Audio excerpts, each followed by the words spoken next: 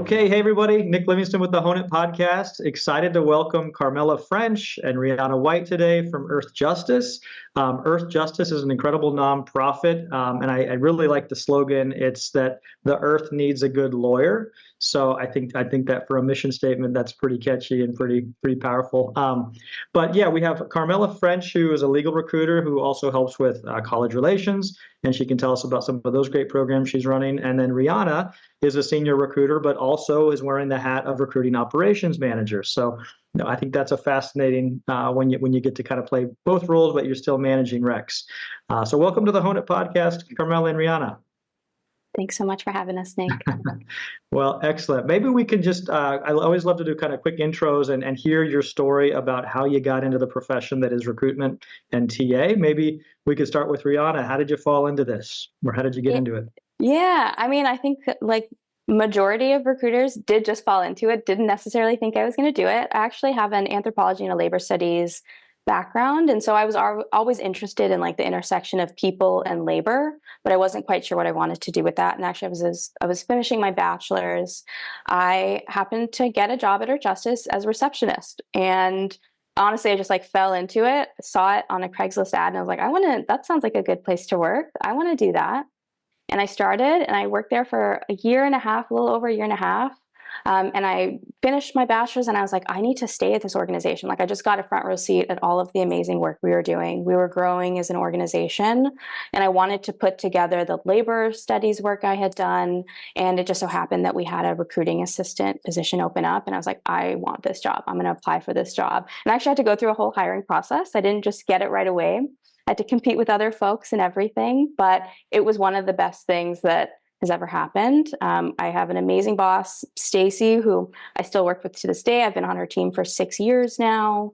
And I've really gotten to dig into, and I was the second person that joined the team after Stacy. So I really got to see just our talent acquisition transform over the last few years and really get to be an integral part of that.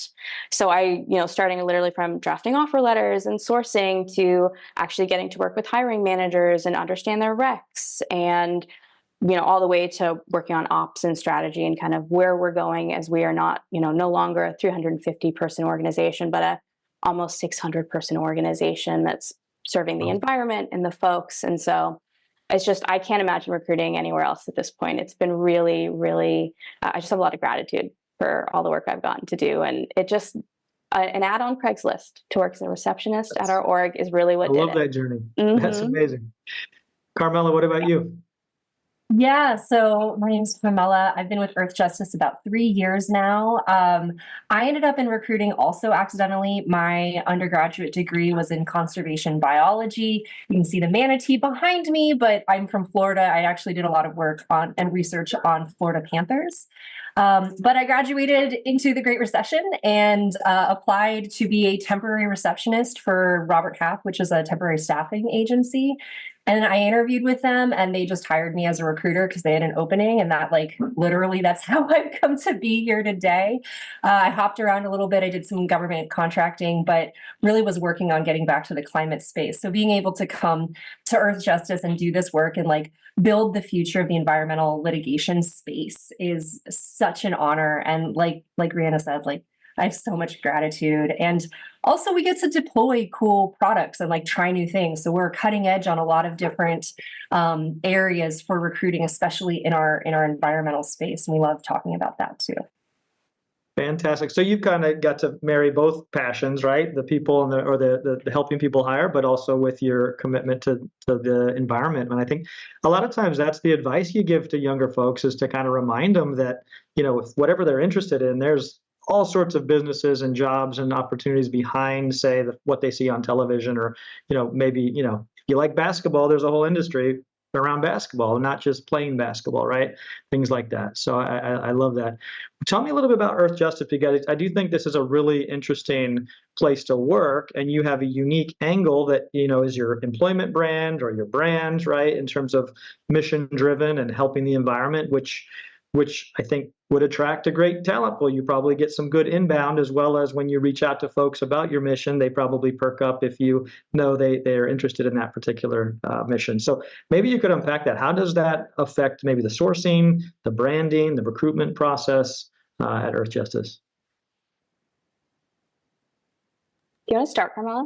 I'll tap in after. Sure. Well, I love to talk about all of our kind of employer branding and like how we can reach people. So one of the things that Earthjustice has really espoused through our hiring process, which of course is pretty strategic and straightforward, like all of our questions are planned, all of the best practices are in place.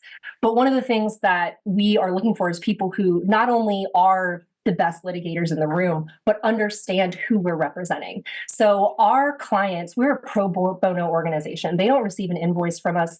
These are community partners who are facing things like Cancer Alley, who have been poisoned by corporations, who the government has not necessarily upheld EPA requirements. So these are partners that are personally injured and severely injured that come to us and say, hey, we want to work with you and take these people to court. Knowing that, we are really looking for connections to community. We're looking for connections to this material because that's how we get the best of the best. That's what really drives that talent forward. So how do we connect with those people? Where do we find them? Like people who are already engaged in the space, whether they're civil rights workers, whether they're housing or immigration lawyers. Public interest space is continuing to merge and be intersectional. So we're always looking for new places to connect. We're always going to new events, encouraging all of our staff to be ambassadors for us, talking to us. We get a lot of people applying to us because they heard about us through their aunt who's a donor for us. There are so many ways that we reach our talent, and we're always in conversation. So I'll turn it over to Rianna, who actually has been leading our sourcing for years now. Yeah, I mean, we've really, I think, iterated on this process over the years. We have, I think it's unique at Earthjustice. It's not that there's just one sourcing plan for every role. We really tailor it for each and every position. And we're looking at like, not only what's the most bang for our buck, but where is our audience already? Like, are we hitting people? And then what are things that we haven't seen before that we want to start posting on and getting our name out there for? We're big on LinkedIn in terms of like, we're reaching out to folks. And I think we're lucky. Our organization is over 50 years old. It has a really, good standing in the environmental movement itself. So when we do things like cold outreach, I think that there's already understanding with folks that's like, this is it has a great reputation as an organization. And so just getting conversations going can feel a little bit easier, I think, than some other organizations when it's like, yeah, we're known in this space and let's just talk about potential careers at Earthjustice and what that could mean. And I think a lot of us on the team do a really good job too of making sure folks know that maybe, a certain position we reach out for, it might not be the one, but that doesn't mean that there's not an opportunity down the line. We're really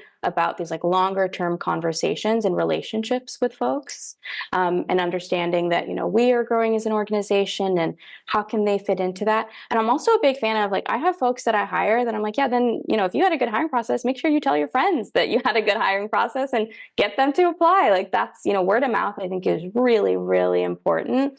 And we try and do a really good job of that by centering things like candidate experience and the brand so that people feel drawn to our mission and want to work here and that we are the kind of place to be in the environmental movement. And I think we do a good job of that. Awesome. And so when you're wearing, that's your recruiter hat or your full life cycle. So you're helping with sourcing, but then you put on that recruitment operations hat. Talk about some of have there been like tools, improvements, processes that you've thought through that kind of do that sourcing to screening to submission to interviewing to hire offers? Like where have you been focusing your energy there? Yeah, so we're big on candidate experience and like, what is it that we can always improve there? That's something I always center with my hiring managers. And I know we do that across the board. But we're also looking we both want to be efficient and we don't want to lose the human touch. We talk about that all the time. I think, Honeit does, but also we really own that at Earthjustice. We think of hiring as holistic hiring. We're not just looking like Carmela mentioned, right, for those technical skills, because the technical skills are needed, but we also want someone that's got emotional intelligence and cultural competency. And so how do we screen for those things kind of as we move through our process is really important.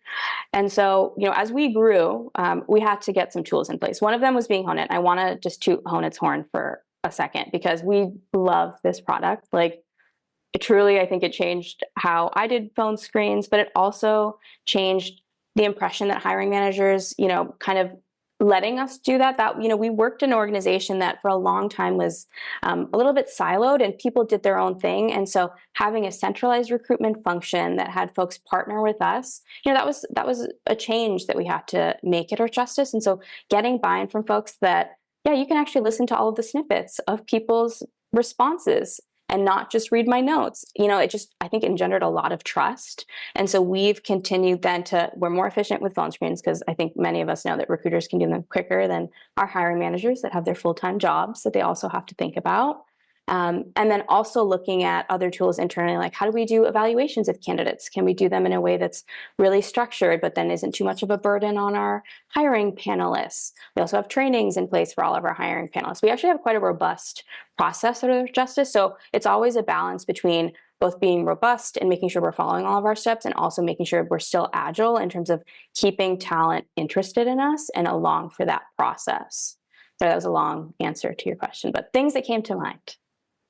No, great examples. I think you're right, and it's especially if an organization, the hiring manager may have not had a centralized or TA function, and trying to kind of learn how to work with a TA partner rather than, oh, I'm the hiring manager, I have to do this, and I have to create the job, and I have to do all the screening calls, and I have to. If you're like, no, let us take some of that off our plate.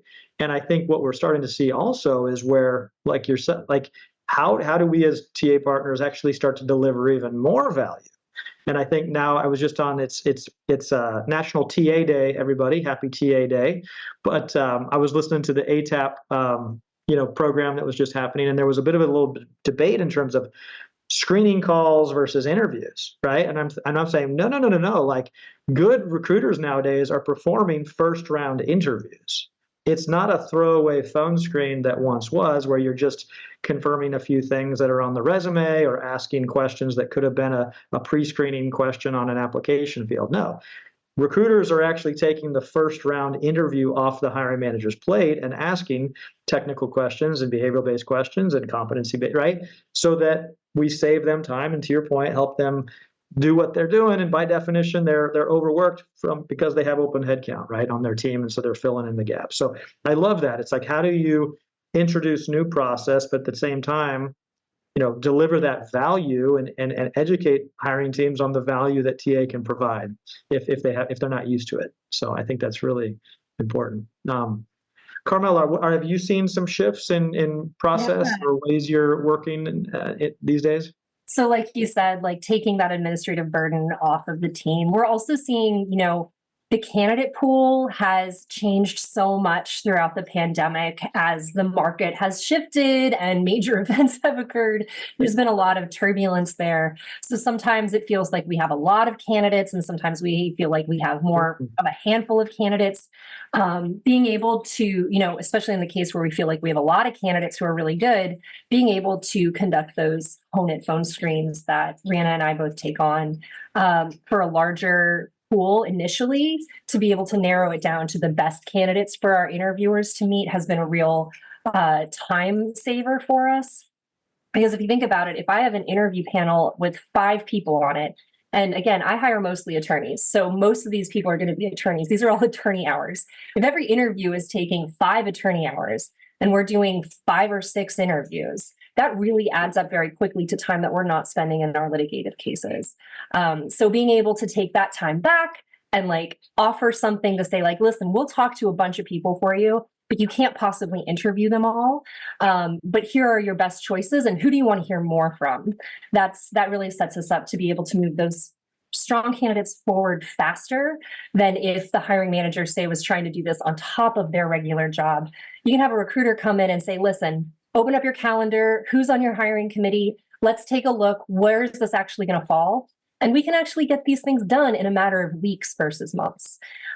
So that's also delivering to our mission. The less time that attorney or litigative assistant or fundraising professional role is not open, the more time we are able to move forward and be a good lawyer for the earth. So lots of opportunity to deliver both for our mission and to hiring managers who very reasonably want to find the best person for their team, who has the best skills, who knows the right people, who's able to get in there and just really hit the ground running, as they like to say. And we've been able to do that even in the past couple of days. I've been using Honeit for reference calls because one of my teams is in court. And they would love to do the references themselves. They love doing references themselves, but they just can't, they don't have the time for it this week, and we want to move forward. So being able to record those references for them so that they can hear the intonation on the back end, that's very important. There's a lot of information that is communicated verbally, but not necessarily through words. And for reference calls in particular, that comes up as very important. Wow. So are you telling me that not only are you reducing the number of interview steps, right? Like, because you're not saying, hey, so we have to do a linear process of 6 back-to-back interviews with 6 litigators, and you're right, you put a dollar amount on that time, in legal. So that's fascinating that you're actually cutting down the interview process, but you're also saying you're actually accelerating the offers or accelerating the hiring process by sharing that data, which is amazing. It's like we're doing things better and more efficiently. And I think you're teasing out this concept that we get excited about, which is called interview collaboration, right? And I think this is just this huge opportunity and it's almost a phrase that hasn't even been discussed, right? We've talked about interview data or interview intelligence, but this broader concept of, well, no, TA can actually, if we start taking the heavy lifting from the interview stuff and take that off the hiring team's plate and give them insights, we can actually collaborate in new ways that, again, makes better decisions faster. So I love the example you broke down, and to be able to quantify it with actual billable hours, I think is kind of an even more exciting way to just talk about ROI and things like that, and from a TA lens.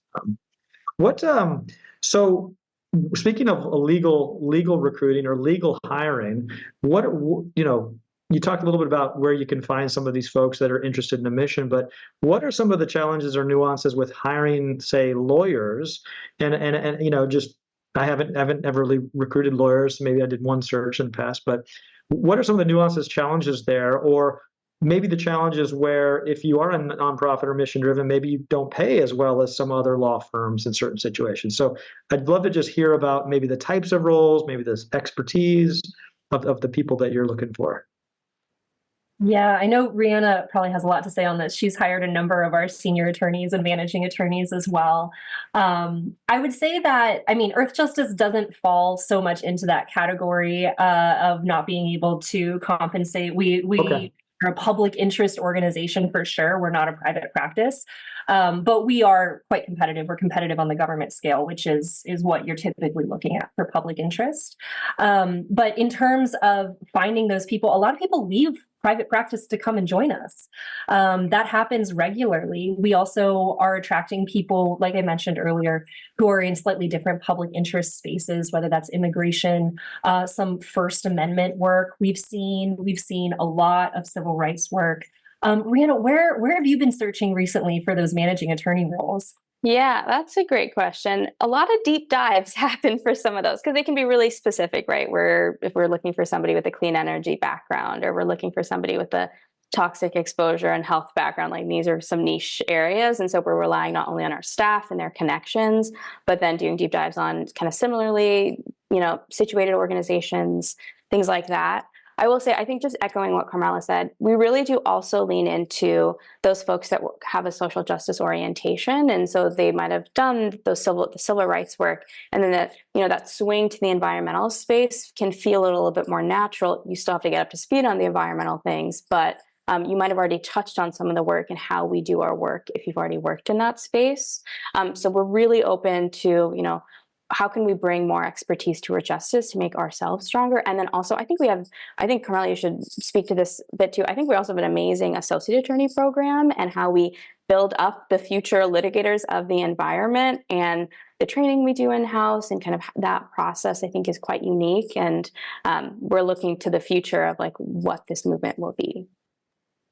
Yeah, so I feel so blessed every day. I get to hire the future of the environmental litigation space, both through our law clerk program, which we tend to see 2Ls join us for our summer clerkships, And then also for the associate attorney program, which is hiring attorneys 0 to 6 years typically out of law school, so relatively early career attorneys. And like this organization, we have about 200 litigators. We're like the premier nonprofit environmental litigation organization in the US. People look to us. People really, I get cover letters all the time talking about how they studied our cases in law school. So we have about upwards of 50 clerks join us every year, and we hire, I don't know, 1 to 2 dozen associates a year seems to be how the number plays out. There are years when we grow more, so there might be more, and there are years when we're trying to figure out what happens next, so it might be a little bit not quite as high. But we are hiring people who have both exposure to that environmental space, whether they are, running their environmental law journal in law school or volunteering with Surfrider or whatever it may be. People find their way into those things. And we also hire people who worked deeply in housing law. A lot of our New York attorneys come out of housing law because that's where a lot of the work is in New York City. So anyone who's interested in the public interest is going to find that niche space wherever they are. And then, for example, we're in Chicago. Like, where are we going to find public interest attorneys in Chicago, and how do we advertise to them? So we have about 50 law clerks, 2L students, so second-year law students, join us each summer. And then the next year, they usually start applying to our associate attorney programs. The associate attorney program, it's a 3-year role.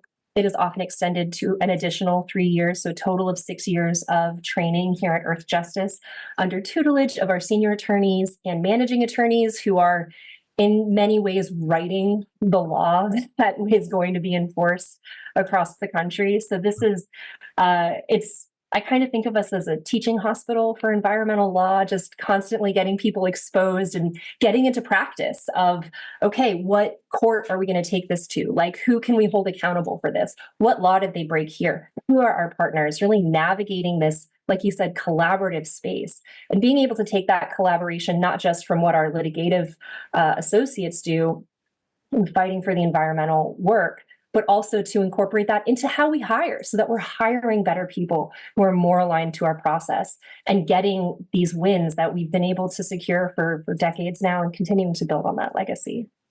I love it. We talked about everything from, say, the managing partners and directors of, managing attorneys to, building up kind of the recent graduates and building those pipelines. Some would consider that more high volume, let's say. Maybe if we just were to compartmentalize executive search versus, say, building more high volume funnels. Back to the thesis of keeping things human and the high touch and the human touch and HR and recruitment. Where are you seeing, is the process changed, or are you looking for, do you have a different process or approach when we consider kind of high touch, or is it still, let's talk to candidates and let's learn about them, or, Both. what are you doing differently? Anything? Both. Okay. It's still an interview process. The hiring managers are responsible for hiring their interns. They interview them. They go through the same best practices, scripted questions, consistent across the board, doing that holistic practice with cultural competency and emotional intelligence. But also, we did have to find a way to streamline. We get thousands of applications each year to join that law clerk program, and there's only 50 slots. So there is quite a competitive space.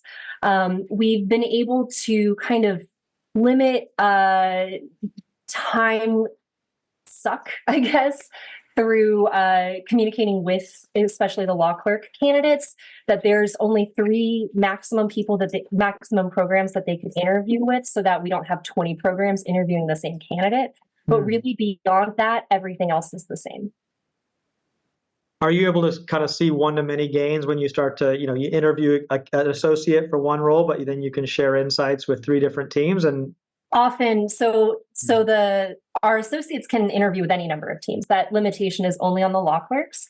But yes, I frequently will interview an associate for one program that, they're already one of the best candidates because they're getting the interview, right? We've done that work to really comb through the applicants, do that phone interview, make sure that we're bringing the really best people forward.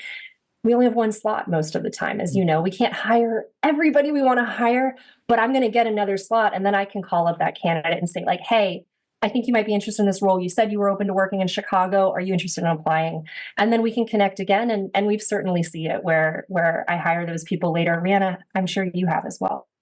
Yeah. I think that's one of the best things about Earthjustice is that I try and have a stellar candidate experience, because I think we have an embarrassment of riches with our candidates for the most part. Like truly, I feel so lucky that people want to work at Earthjustice. We're trying to narrow in on like, what is it that we really need for certain teams and what is it that these candidates are bringing forward. And it is oftentimes really difficult to choose between people because we have a lot of great people, and that's a really good spot to be in. And it's kind of a sad spot to be in because I'm like, I really want you to work here someday. And how do we get there eventually? And so really, I work on like making sure that people know that I'm open. If they want to come back and chat about potential opportunities, I'm always there to, definitely hit people up if I'm like, I know you applied for this a couple months ago, but this thing is coming up too, in case you're interested, and kind of keeping that open so folks know that they can do that. Because there are so many people that we've hired at Earthjustice that it was not the first job they applied to that they got. It was maybe the third or fourth, to be honest. Like, that is pretty common because it is just a competitive space to be in. And I think what's lovely too is you can see people's growth when that happens. I've been at Earthjustice so long that I've literally seen folks that applied to, a major gifts assistant maybe 5 years ago. And I think they were recently hired as a fundraising officer in a different team. And I'm like, look at that. Like, they applied 5 years later for this other job that they just got. And I think that's really special, getting to see that kind of growth with folks. I will also add, I think I love the human touch that we keep no matter the position. And like what Carmela said is like centering that for our law clerks that come in, for our high level roles, like across the board. We really want to ensure equity. We want to ensure that people feel respected and all of that. Even as we're dealing with thousands of applications for certain roles, like it feels like a balancing act, but we try and center that always.